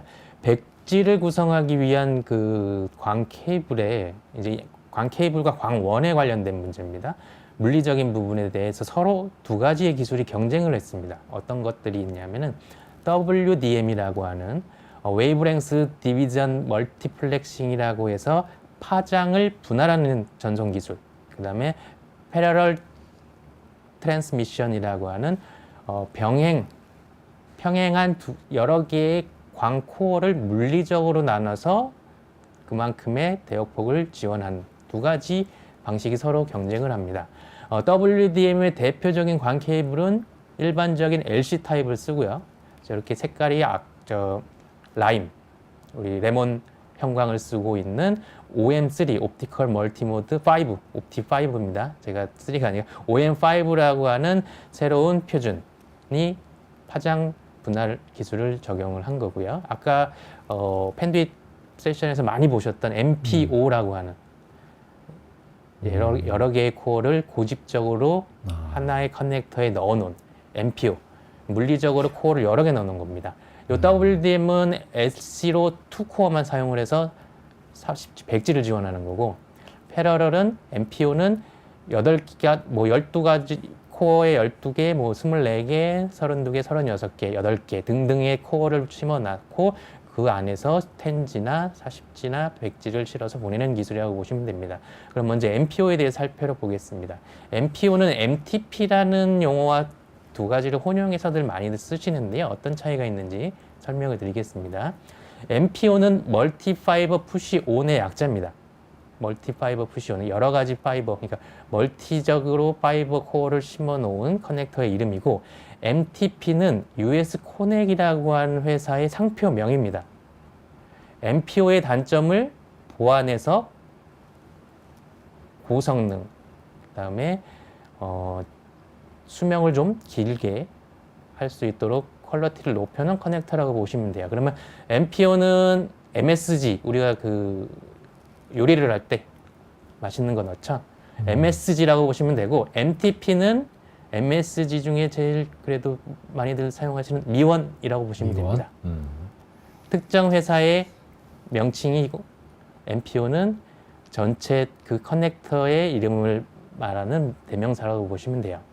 이 MPO는 이렇게 키업이라고 하는 요 키 올라가 있는 부분과 키 내려가 있는 부분, 그 다음에 요 핀이 껴지는 핀드와 언핀드, 이 구멍이 있는 언핀드, 이런 식으로 타입이 나눠져 있어서 서로 여러 가지 타입에 의해서 조합으로 서로 연결을 해야 합니다. 왜냐하면 2코어를 사용하는 게 아니라 12코어나 32코어, 뭐 24코어 등 코어가 여러 가지 집적되어 있기 때문에 순번이 중요합니다. RX, TX. 송수신을 각각 나눠서 써야 되기 때문에 그러한 부분들을 조합하기가 상당히 까다롭죠. MPO에서 사용하는 이 핀은 이 반대쪽에 언핀드 쪽 구멍에 껴지게 되어 있습니다. 그러면서 체결이 되는데 움직이지 않고, 이 부분이 MPO와 MTP가 차이가 납니다. MPO는 이렇게 핀이 끝에가 단면이 되어 있어요. 그래서 이 핀이 언핀드, 즉 홀, 구멍에 들어갈 때 옆에 구멍이 마모가 됩니다. 마모가 되게 되면 아무래도 헐거워지겠죠? 그러면 이제 코어들이 정렬이 흐트러져서 그 안에서 손실이 발생을 합니다. 근데 MPO는 이렇게 둥근 타입으로 삽입될 때 언핀드, 그 홀의 구멍에 상처를 내지 않아서 아무래도 더 내구성이 좋아졌겠죠. 그리고 MTP의 스프링과 MPO의 스프링을 보면, MPO는 이 리본 케이블의 스프링이 동그란 게 적용이 되어 있어서 리본 케이블 양 끝단이 마모가 됩니다. 넣었다 뺐다 할 때 스프링이 왔다 갔다 하겠죠.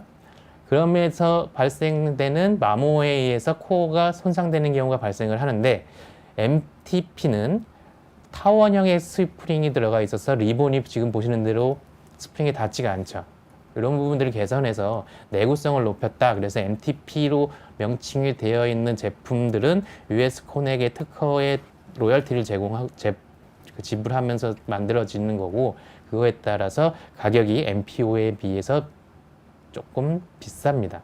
근데 요즘에는 MTP를 쓰는 그 고객들은 많이 없어졌고요. 왜냐하면 MPO 자체도 내구성이 내구성 때문에 문제가 돼서 장애가 나는 경우를 많이 겪지 못하다 보니까 그냥 MPO 타입의 제품들을 많이 씁니다. 이 MPO는 가장 중요한 게 이 극성이라고 하는 폴라리티입니다.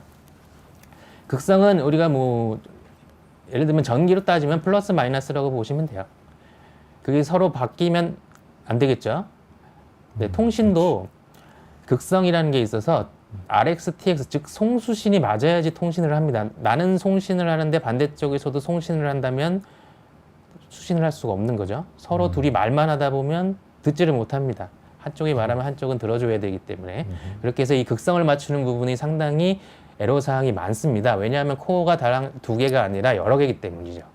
그래서 코어의 배열이 어떻게 됐냐에 따라서 타입 A, B, C로 나눠지는데, 이 부분은 아까 펜듀잇 세션에서 했기 때문에 중복되는 부분이라 그냥 그림만 보시고 이해하시면, 이렇게 꼬여 있구나, 스트레이트로 바로 갔구나, 꼬여 있는데 두 코어씩 꼬여서 갔구나, RX, TX가 이 부분을 보시면 돼요. 그러면 이러한 꼬임, 이러한 그 배열, 폴라리티에 따라서 타입 A의 아답터는 키가 하나는 업이고 하나는 다운이어야 된다. 그리고 타입 B의 어댑터는 하나는 업, 하나도 업, 둘 다 업이어야 된다. 이러한 것들을 혼용해서 사용하려면 메소드, 즉 연결 방식이 세 가지가 있습니다. A 방식으로 연결하려면 타입 A의 MPO 점퍼 코드, A의 타입, B 타입 섞어줘야 되고, 아답터는 AA. 메소드 B는 BB, B로 가되 아답터도 BB. 이런 식으로 복잡하게 설계 단계부터 치밀하게 타입을 결정해서 물량을 산정해서 이 물량을 제조사에 발주를 내셔야 돼요. 근데 이거 상당히 어렵겠죠. 그렇기 때문에 요즘 대부분의 케이블 제조사, 특히 펜듀잇도 그렇지만 이러한 혼용되는 타입을 모두 다 케이블의 길이와 개수까지 맞추기가 어렵기 때문에 한 타입으로만 생산을 합니다. 그게 봐서 뭐 예를 들면 이제 펜듀잇이랑 같이 세미나를 하기 때문에 펜듀잇의 제품명으로는 펜 엠피오라는 타입이 있는데 펜 엠피오는 키를 업, 다운을 마음대로 조정할 수 있고요.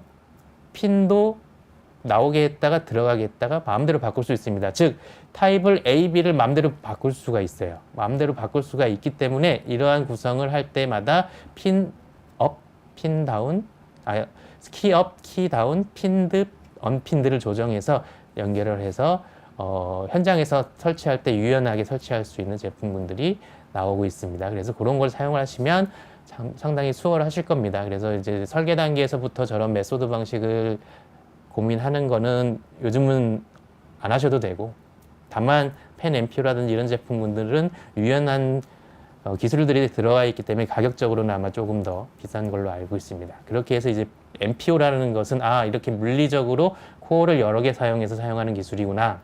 그럼 이제 아까 말씀드렸던 파장을 분할하는 기술, OM5입니다. 멀티모드 중에 이제 5번째로 표준이 된 거고요. WBMMF라고 하고, 이 WBMMF는 바로 보시면은 와이드 밴드 멀티모드 파이버라고 해서 파장을 분할하는데 어떻게 분할하느냐? 멀티모드는 850나노미터부터 1300나노미터의 적외선 파장을 사용을 해서 통신을 합니다. 보통은 850나노미터만 씁니다. 그런데 이 OM5는 광학적인 특성을 사용을 해서 850나노미터, 880나노미터, 910나노미터, 940나노미터 4개의 파장에 각각 25기가씩 실어서 총 4개 100G를 지원하는 기술입니다.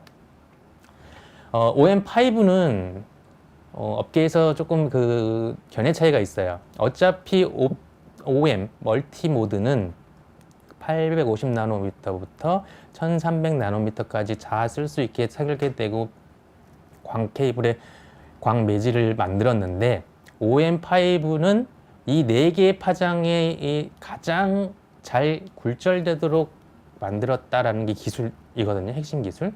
그렇지만 사실은 저희 계측 쪽에서 봤을 땐 OM5를 계측하는 새로운 계측 방법은 없습니다. OM3나 OM4를 계측하는 똑같은 850나노미터, 1300나노미터 두 가지 파장만 테스트를 합니다. 그래서 OM5를 사실 테스트해서 TIA 표준회에서 통과냐 실패냐를 나오게 할 수 있는 아직 테스트 표준은 없다고 보시면 되고요. 테스트 표준은 OM3, OM4에서 사용하던 그 광학적 특성을 그대로 사용을 합니다. 다만 OM5의 기술 자체가 이 4개의 파장을 잘 굴절하게 만들었다라는 특징을 알고 계시면 돼요. 그렇다고 해서 이 광 트랜시버가 광 파장을 분할하는데 OM4 케이블을 쓰면 안 되냐? 아닙니다. 됩니다.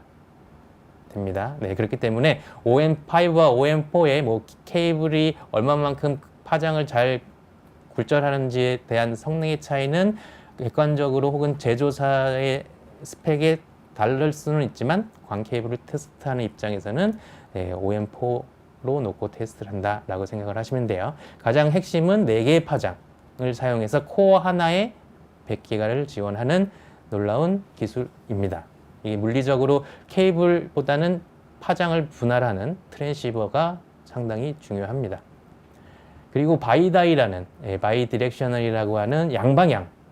지금까지 아까 MPO도 보셨고 OM5도 보셨는데 이 파장 분할도 보셨는데 얘네들은 송신은 송신, 수신은 수신 나눠져 있었죠. 바이다이는 서로 다른 두 개의 파장 850나노미터, 908나노미터를 하나의 코어에 양방향으로 RxTX를 받습니다. 코어 하나에. 해서 20기가씩 보내고 20기가씩 보내서 투 코어로 40기가를 지원하는 기술이에요. 여기서도 가장 중요한 것은 무엇일까요? QSFP-40G SR 바이다이 광 트랜시버를 사용을 하셔야 됩니다. 사실 이거는 케이블 인프라에서는 재미가 없는 기술이에요. 왜냐하면은 새로운 케이블이 뭐 MPO 케이블이 들어간다던가 OM5가 들어가는 건 아닙니다. 기존에 사용하셨던 OM3, OM4를 그대로 사용해서 이 스파인 리프 구조에서 사용했던 일반적인 광 케이블을 그대로 사용을 해서 트랜시버만 교체해서 사용하라라고 하는, 사실은 네트워크 장비 제조사들이 케이블링 교체 비용을 부담을 가지시는 고객들에게 접근하려고 만들어진 새로운 광 트랜시버 기술이라고 보시면 돼요. 물론 예전에도 코어 하나에 RxTX를 다 쓰는 기술이 있었지만 이렇게 40기가를 지원하는 기술은 아니었고요. 지금은 장비 제조사 단에서 광 케이블은 그대로 쓰세요, 우리 네트워크 장비만 교체하시면 됩니다 라고 접근하기 좋도록 개발된 제품이라고 보시면 됩니다. 자, 그러면 이제 이러한 MPO 싱글 멀티 다 있겠죠. 파장 분할 아까 OM5니까 멀티모드만 있었겠죠. 바이다이도 멀티모드. 이런 식으로 이런 광 케이블들이 AI 데이터 센터나 데이터 센터, 뭐 하이퍼스케일 데이터 센터, 요즘 뭐 명칭도 많은데, 그런 곳에서 과연 어떤 테스트를 거쳐서 내가 이 광 케이블이 장애가 있는지를 판단할 것이며, 광 케이블을 특정해서 테스트하는 방법은 어떠한 방법들이 있길래 이거를 케이블의 손실을 볼 수 있는지에 대해서 설명을 드리도록 하겠습니다. 광 케이블 테스트는 표준에 나와 있는 내용들입니다. 뭐 저희 회사가 만든 건 아니에요. 광 케이블을, 그러니까 케이블에 대한 표준은 저희 한국은 미국 표준을 따르기 때문에 TIA의 표준을 따르고요. TIA 말고 국제 표준은 ISO라고 하는 표준이 있습니다. 거기서 나와 있는 표준들을 테스트하는 겁니다. 그래서 거기에 나와 있는 표준이 저희 계측기 안에 펌웨어로 들어가 있고, 그 펌웨어 안에 있는 계측기에 대한 특정 한계치, 즉 어느 한계치가 보다 손실이 더 나오면 fail, 실패, 덜 나오면 패스, 통과가 나오도록 계측기가 계산을 해서 측정을 해줍니다. 이 펌웨어는 TIA 표준이 바뀔 때마다 저희 펌웨어도 무료로 바꿔드리고 있고요. 그게 바뀌면서 항상 새로운 표준을 테스트할 수 있도록 서포트를 하고 있습니다. 자, 그럼 파이버 옵틱 광 케이블은 어떤 테스트를 해야 하냐? 기본적으로 표준에서 얘기하는 것은 티어 1 서티피케이션, 티어 1 인증과 티어 2 인증 두 가지 인증을 하라고 되어 있습니다. 근데 두 가지 인증은 필수가 아니에요. 필수는 티어 1. 티어 1 인증은 필수고, 티어 2는 필수가 아니고 필요에 의해서, 필요에 따라서. 어떤 필요에 따라서일까요? 우리 데이터 센터는 티어 1 인증만 아니라 티어 2 인증까지 해야 돼 라고 내가 케이블 공사 발주를 낼 때 계약서상에 넣으시면 그게 바로 표준이 되는 겁니다. 티어 2는 안 하셔도 상관은 없지만 어떤 부분을 해야 되는지는 제가 이제 설명을 드릴게요. 티어 1은 옵티컬 로스 테스트 셋이라고 하는 OLTS 장비를 사용해서 광원과 멀티미터거든요. 이 세트가 한쪽에서는 광원에서 광을 쏴주고, 반대쪽 멀티미터에서는, 파워미터에서는 광 신호를 측정을 해서 새로 들어간 케이블이 들어가기 전과 어떤 부분에 손실이 발생을 해서 광 파워가 줄어드는지를 체크하는 단순한 링크 테스트라고 보시면 돼요. 전체 구간의 손실만 봅니다. 지점의 손실을 못 봐요. 티어 2 인증은 OTDR, 옵티컬 타임 도메인 리플렉터 미터를 사용해서 광 신호를 쏘고 어떠한 광 케이블이나 광 커넥터에 문제점이 발생돼서 광 신호가 돌아오는 데까지 걸리는 시간을, 빛의 시간을 과학적으로 알고 있기 때문에 빛의 시간을 이렇게 타임을 잘라서 시간으로 추적을 합니다. 몇 미터 지점에 이런 반사들이 발생돼서 광 신호가 돌아왔는데, 이런 반사의 파형은 광 커넥터의 반사 손실이다, 혹은 이거는 광 클레딩이 깨졌다, 혹은 이거는 광 융착이 불량이다. 이러한 부분들, 즉 각각 포인트 지점마다의 장애 포인트를 찾을 수 있는 게 OTDR입니다. 그리고 파이버 인스펙터는 이제 광 현미경입니다. 광 현미경은 광 커넥터에 오염된 부분을 확대시켜서 먼지나 혹은 지문 아니면 뭐 클래딩이 깨졌던 이런 부분들을 보실 수 있는 겁니다. 이렇게 두 가지 인증이 있는데 티어 1 인증을 설명을 드릴게요. 이런 장비들이 티어 1 인증과 티어 2 인증을 할 수 있는 거고 요 앞에 부분은 카퍼 케이블 인증을 할 수 있는 제품입니다. 티어 1 인증 OLTS 옵티컬 로스 테스트 세트는 기본적으로 광 파워를 쏘고 광 파워가 얼만큼 도착했는지를 dBm 1mW는 0dBm입니다. 0dBm은 신호가 안 오는 게 아니라 1mW의 만큼 파워가 오고 있는 거예요. dBm의 단위로 나눠 변환을 해서 측정을 하는 기술이고 이걸로 따져서 이게 광 케이블이 얼마만큼의 손실을 가지고 있구나를 파악하는 겁니다. 그럼 광 파워 미터를 가지고 장비 혹은 케이블 문제인지 알아내는 방법을 아셔야겠죠? 기본적으로 이 파워 메터입니다. 광원을 지금 갖고 오지 않았어요, 현장에. 왜냐? 나는 지금 장비가 문제 있는지를 보러 왔습니다. 네트워크 엔지니어들 장비 문제 있는지가 관심사죠. 트랜시버 쪽에서 정상적으로, 그러니까 여기 지금 백본입니다. 백본의 트랜시버에서 정상적으로 광 신호가 오지 않고 꽂았더니 광 신호가 전혀 오지 않는다. 그러면 니어엔드, 내 쪽, 가까운 쪽에 있는 백본 스위치 트랜시버가 문제이겠죠. 당연히 광원이 제로고 아무것도 나오고 있지 않기 때문에. 근데 여기서는 오케이, 잘 나온다. 그럼 반대쪽으로 갖고 가야겠죠. 반대쪽에서 파워미터로 체크를 했을 때 여기서 페일이 나왔다. 신호가 안 나온다. 그럼 광 케이블 쪽에 문제가 있다는 거겠죠. 왜냐하면 방금 트랜시버 확인하고 왔으니까요. 근데 세 번째,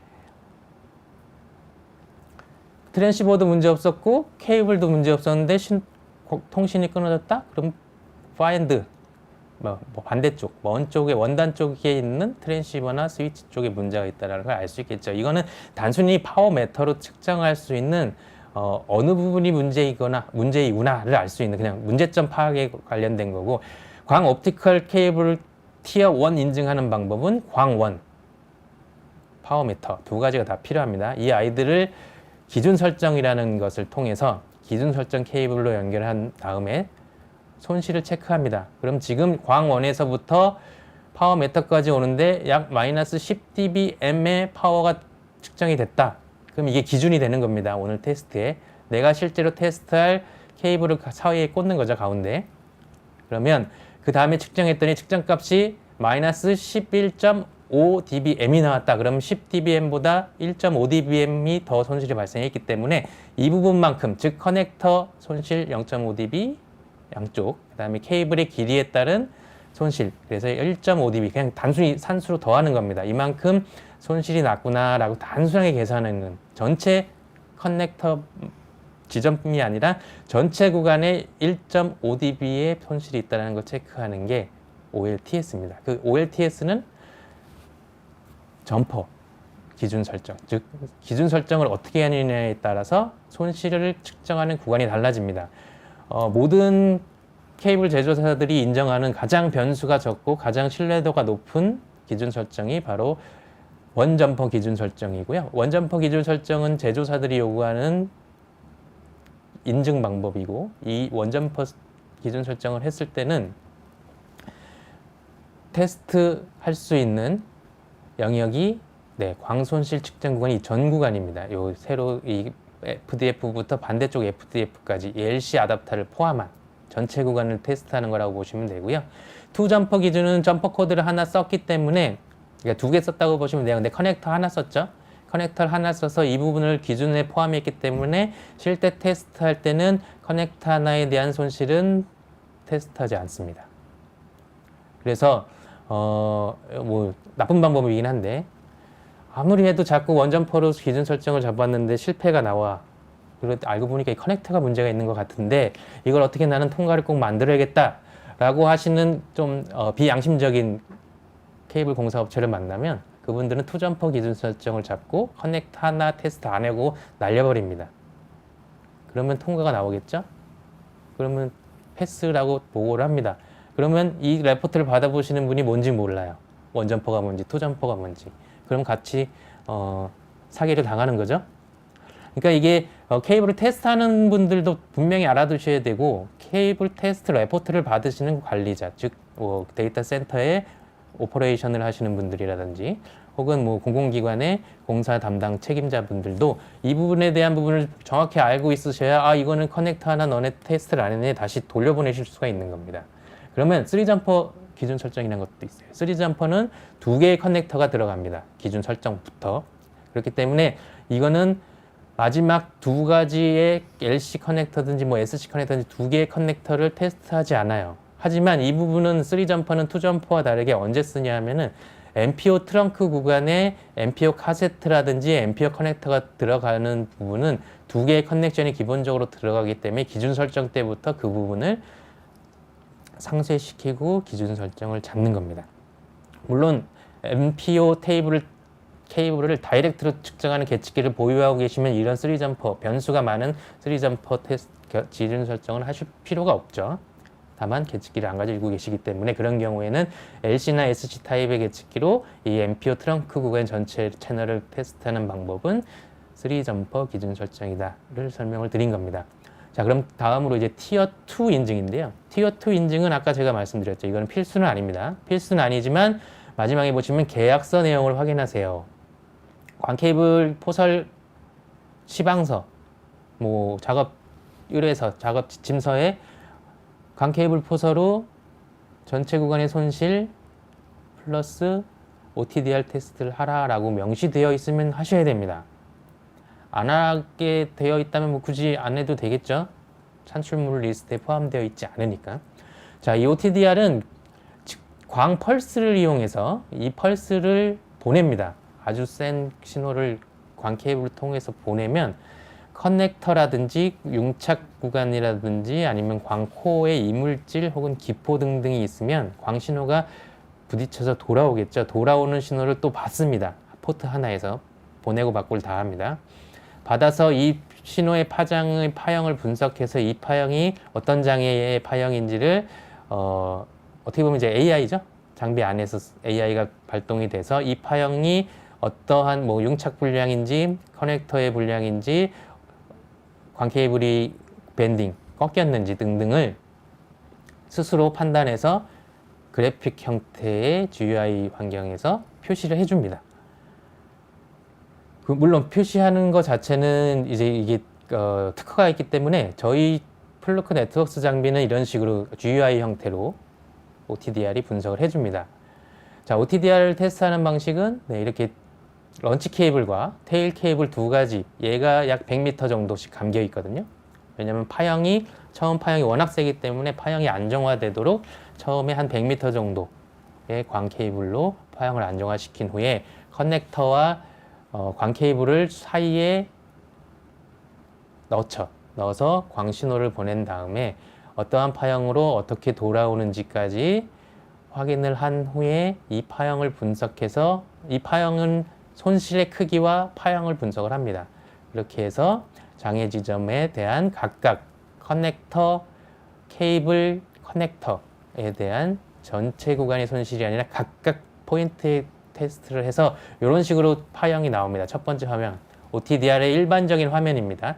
이러한 파형을 분석해서 OTDR이 표현해주면 이 파형은 두 번째 이벤트 테이블에서 보시는 아주 보기 어렵죠? 로스는 손실들이고요. 이 플렉트는 이제 반사, 어떻게 돼서 반사가 들어왔는지, 이 반사의 타입은 어떤 반사의 타입이었는지를 이렇게 분석한 후에 AI가 GUI 형태로 중간에 커넥터에 불량은 없지만 융착의 불량입니다.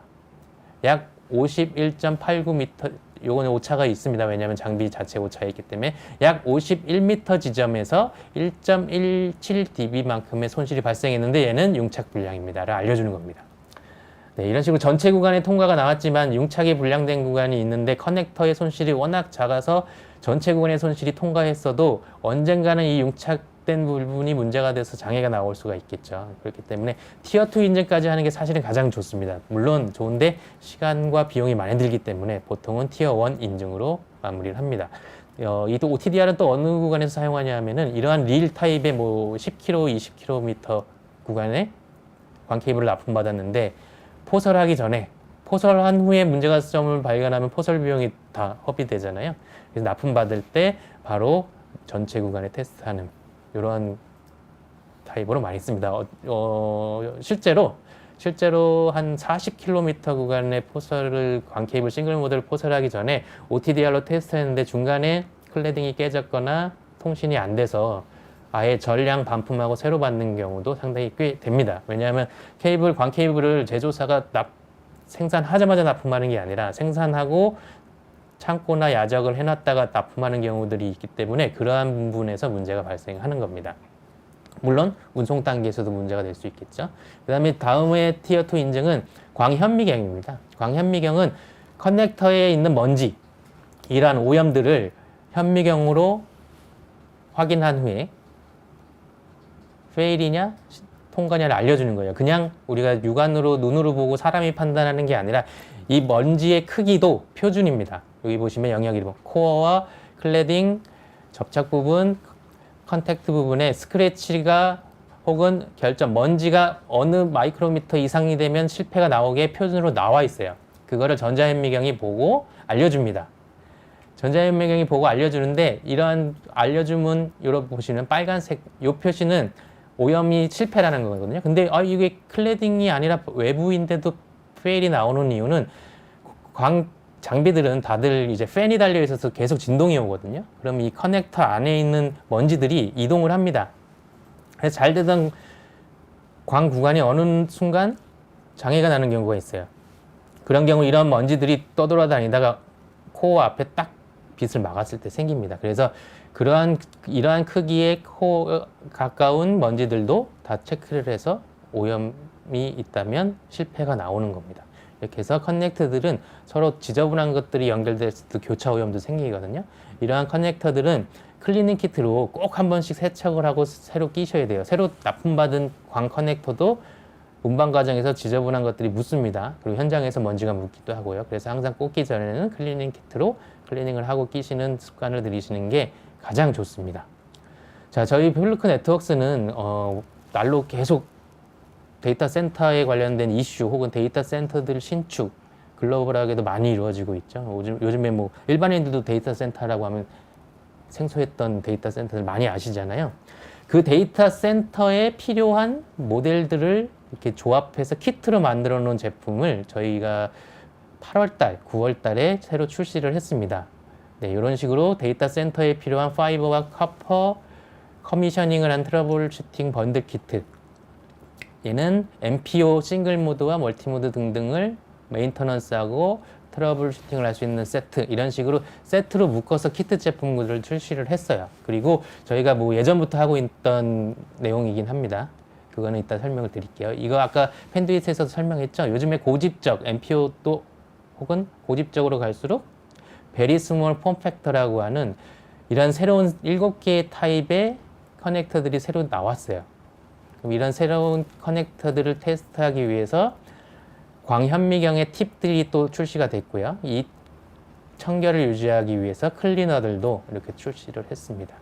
그리고 저희는 한국의 이제 뭐 글로벌하게 플루크 네트워크스의 계측기를 사용하시는 엔지니어, 테크니션, 관리자들을 위해서 CCTT 트레이닝을 실시를 합니다. 어떤 거냐면은 Certified Cabling Testing Technician이라고 해서 저희가 물론 유료로 교육이 진행이 되긴 하는데 이틀 동안 카퍼 케이블의 이론과 카퍼 케이블 테스트 방법, 트러블 슈팅, 문제 해결 방법, 파이버도 똑같이 두 번째 날 이렇게 이런 교육을 하고요. 시험을 봅니다. 시험을 봐서 특정 점수 이상이 되면 합격해서 자격증이 부여되는 이러한 트레이닝을 통해서 잘못된 케이블 테스트의 문화, 그리고 알고 싶은데 어디서 배울 데가 없는 케이블 이론과 케이블 테스트에 대한 것들을 설명을 드리고 교육을 진행을 하고 있으니까요. 혹시라도 관심이 있으시면 저희가 11월이나 12월에 예정을 하고 있어서 그때 저희 쪽에서 공지가 나가거나 혹은 저희 쪽으로 문의를 주시면 저희가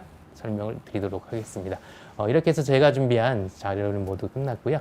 네, 네. 감사합니다. 네. 우리 문건호 이사님, 그 플루크 네트워크스의 그 계측 장비의 그런 다양한 솔루션들, 또 요번에 또 신제품까지도 아주 잘 설명을 해주셔가지고, 요번에 이건 또 처음 나왔나 보군요. 그동안은 없었는데. 네네. 그 데이터 센터 고객들이 어떻게 조합을 해서 구매하셔야 될지를 잘 모르셔서 아예 그냥 키트로. 네. 네. 이걸 사시면 끝판왕입니다. 라고. 진짜 네. 데이터 센터 운영하면서 이거 하나만 있으면은 뭐 뭐든 뭐 안전하게 그 체크를 할 수가 있겠네요. 네네. 네. 자, 그래서 또 이번에도 우리 또 고객분들이 많이 또 질문을 또 해주셨어요. 보니까 그 펜듀이트의 그 케이블링 솔루션 쪽하고 이런 그 우리 플루크 쪽 솔루션하고 약간 혼돈 내신 분들이 막 중첩돼서 하셨는데 이번에도 한번 좀 질문 좀 한번 보겠습니다. 맨 위부터 봐주시죠. 네. 메뉴부터 이렇게 되었습니다. 이민수 씨거 한번 볼게요. 자, 광 케이블 릴 테스트를 최적으로 수행할 수 있는 방안에 대해서 문의드려요. 네. 네, 이 부분은 광 케이블을 아까 보셨던 제가 뭐 40km라든지 뭐 아주 긴 구간의 케이블이 말려 있는 릴을 테스트하려고 그거를 뭐 융착하고 하기가 상당히 번거롭기 때문에 네.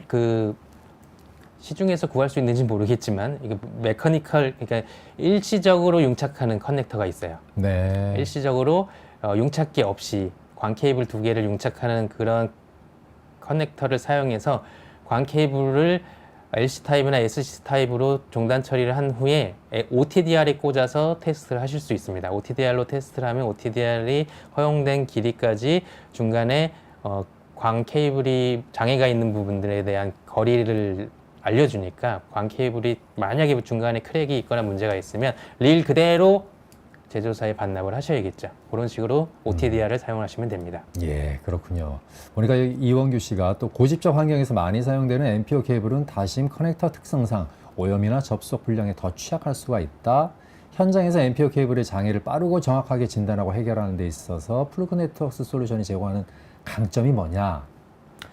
이 부분은 그 질문하신 걸 보니까 네. NPO 케이블에서 오염에 의한 장애를 겪어보신 것 같습니다. 아, 그렇군요. 왜냐하면 아까 말씀드렸던 NPO는 8코어, 뭐 12코어, 많게는 36코어가 들어가 있거든요. 네네. 그럼 장애가 어디 하나에 발생을 하면 그 36개 중에 하나가 어디 있는지 찾기가 어려워요. 네. 저희 플루크 네트워크스 제품군 중에는 광 현미경 중에 36코어 전체를 한 번에 다 보고 각각의 코어에 먼지가 표준보다 더 큰 먼지가 있는지를 테스트하는 광현미경이 있습니다. 이거는 이제 저희 제품만 나와 있고요. 이 제품을 사용해서 버튼 한번 누르면 됩니다. 그렇기 때문에 아주 빠르고 정확하게 진단을 할 수 있고 레포트 산출까지 되기 때문에 이 네네네. 레포트를 제출을 받으시거나 혹은 제출을 해서 결국에는 아주 오염 없는 깨끗한 환경을 고객에게 제공할 수 있기 때문에 아주 큰 장점이라고 보시면 됩니다. 그렇군요. 우리 이원규 씨는 우리 플루크 네트워크 장비를 살까 말까 약간 고심하는 것 같습니다. 한번 한번 잘 검토해 보시고요. 자, 보니까 또 원병찬 씨 한번 볼까요? 티어 1 테스트를 스킵하고 티어 2 테스트만 하는 경우가 있나요? 아니면 따로따로 테스트를 해야 안전한 것인가요? 네, 제가 설명드렸듯이 표준에서는 티어 1은 필수라고 되어 있습니다. 예. 스킵을 할 수가 없어요. 티어 1을 전체 구간의 링크 테스트인데 통과가 나와도 네네. 티어 2 옵션입니다. 티어 2는 해도 되고 안 해도 되는데 고객사가 하라 그러면 하는 겁니다. 티어 2는 각각의 커넥터 혹은 융착 지점 혹은 어디가 밴딩돼서 꺾였는지까지도 다 보는 거라서 네. 둘 다 보시는 게 가장 베스트한데 티어 1을 스킵하는 경우는 없고요. 티어 1 안 하고 티어 2만 하시는 분들은 광 융착하시는 분들 광 융착을 하고 융착 지점에 불량이 있는지만 OTDR로 그것만 보시는 겁니다. 전체 구간을 보시는 게 아니라. 그렇기 때문에 티어 1은 스킵하실 수가 없습니다. 네. 자, 뭐 그 외부에서 또 우리 플루크에서 이제 지원해 주셔가지고 마지막 질문을 한번 받아보겠습니다. 우리 이원규 씨, 40G, 100G 이상의 고속 환경에서 비용과 시간이 더 드는 티어 2 인증이 반드시 필요한 실무적인 기준은 무엇이냐? 또 티어 1 인증만으로 충분하다고 판단할 수 있는 기준과 티어 2를 생략했을 때 발생할 수 있는 가장 치명적인 장애 사례가 있냐? 이거는 조금 난이도가 있고 복잡한 좀 걸로 질문이- 답변을 드리겠습니다. 네네. 그러니까 질문에 비해 답변이 복잡한 겁니다. 아, 그래? 네. 그러면은 우리 이원규 씨 이거는 중요한 응답은 겁니다. 나중에 더 자세하게 우리 또 회신을 주시면 감사하겠습니다. 네, 지금 제가 설명을 간단히 드리면 음. 데이터 센터는 짧은 거리에서 많은 커넥션들이 일어납니다. 예, 예. 즉 뭐 예를 들면 한 100m 가는데 패치 패널이 광 FDF가 2개, 3개, 4개를 거칠 수도 있거든요. 네.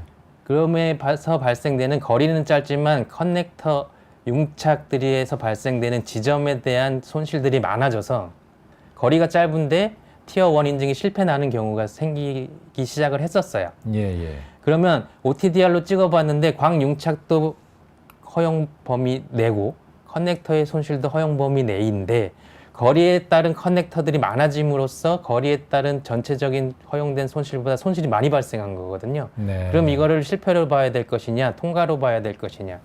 TI나 ISO 표준에서도 많이 혼동을 했어요. 네. 그래서 새로 나온 표준은 OLTS 티어 1 인증에도 커넥터의 숫자와 융착 숫자를 쓰자.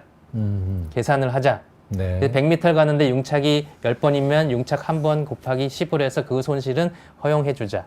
네. 라는 표준이 적용이 됐고 계측기에도 포함이 되어 있습니다. 그 기능이. 네. 그래서 지금은 티어 1 인증으로도 충분하다고 판단하시는 분들도 계시지만 커넥터 손실까지 난 봐야 된다.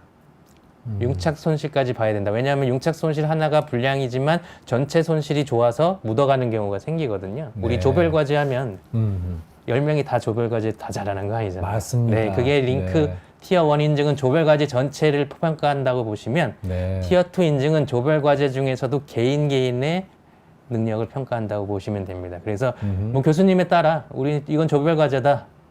원팀 원미션만 보실 건지 아, 아니면 그래도 개개인 하나가 묻어간 버스 탄 친구가 있는지까지 테스트하실 건지 그게 네. 티어 1과 티어 2 인증의 가장 큰 핵심이라고 보시면 될 것 같습니다. 네, 아주 그냥 복잡한 질문이었습니다.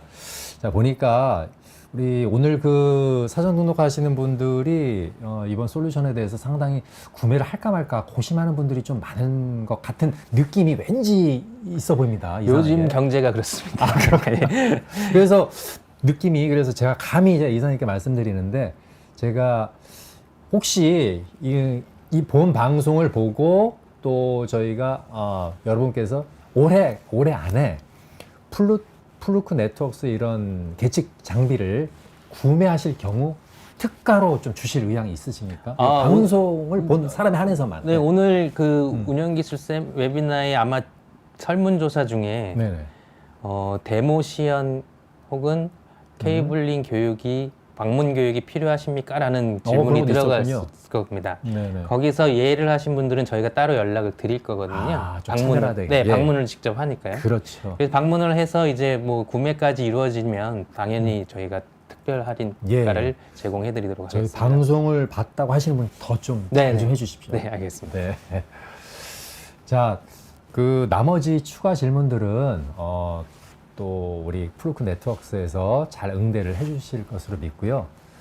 뭐 저희가 첫 세션에 그 펜듀이트의 그 케이블링 솔루션, 또 두 번째 세션에 그 이런 계측 장비 솔루션, 이 모두가 이렇게 참 혼연일치가 돼서 케이블링 솔루션도 정말 이렇게 무시하면 안 되고 또 이런 계측 장비도 꼭 필수적으로 보유를 해야 여러분들 귀사의 데이터 센터뿐만 아니라 네트워크를 아주 원활하게 될 수 있을 것입니다. 그래서 이 계측 장비는 선택사항이 아니라 필수적으로 해야 된다는 것을 이번 웨비나를 통해서 잘 보고 느꼈습니다. 자, 그럼 뭐 방송 뭐 끝으로 간단하게 뭐 소감 한번 해보시죠. 아, 네. 요즘에 IT 관련된 장애를 많이 겪어보신 것 중에 이슈가 되는 것들이 기억나시는 게 있을 겁니다. 저희 같은 나이 때는 옛날에 KT 디도스 사건. 네네네. 그거는 좀 물리적인 문제는 아니었죠. 그리고 옛날에 아현동 국사 화재. 네. 광 케이블이 물리적인 광 케이블이 불에 타버리면서 광 장애가 엄청나게 났었죠. 이번에 국가정보자원센터의 화재로 인해 물리적인 그렇죠. 문제거든요. 네네. 케이블이 가장 먼저 타들어갑니다. 아, 그렇군요. 근데 이 케이블은 복구하기가 새로 깔면 된다고 생각하시지만 물론 새로 깔면 되는데 그거에 대한 시간과 비용도 많이 드는데 네. 애석하게도 광 케이블에 대한 난연 등급이라는 게 있거든요. 아, 예. 난연 등급은 타기 어렵게 만든 재질로 되면 등급에 따라서 뭐 예를 들면 30cm가 타 들어가는데 뭐 1시간이 걸리는 혹은 그런 난연 등급이 없으면 그냥 1분도 안 돼서 타 들어갑니다. 네. 그런 등급이 있음에도 불구하고 우리 IT 강국인 나라에서 그런 물리적인 인프라에 난연 등급 케이블이 안 들어간다는 게 참 안타깝고요. 그런 난연 등급이 안 들어가더라도 최소한 데이터 센터에 깔리는 케이블에 대한 계측을 통한 품질 인증은 반드시 받아보시는 것이 두 다리 뻗고 주무실 수 있는 지름길이 아닌가 생각이 듭니다. 네. 예, 끝으로 아주 좋은 말씀 해주셨습니다. 네, 저희 협회는 또 앞으로도 또 좋은 주제로 또 여러분과 함께할 것을 약속드리면서 오늘 웨비나 방송은 이상으로 마치겠습니다. 감사합니다.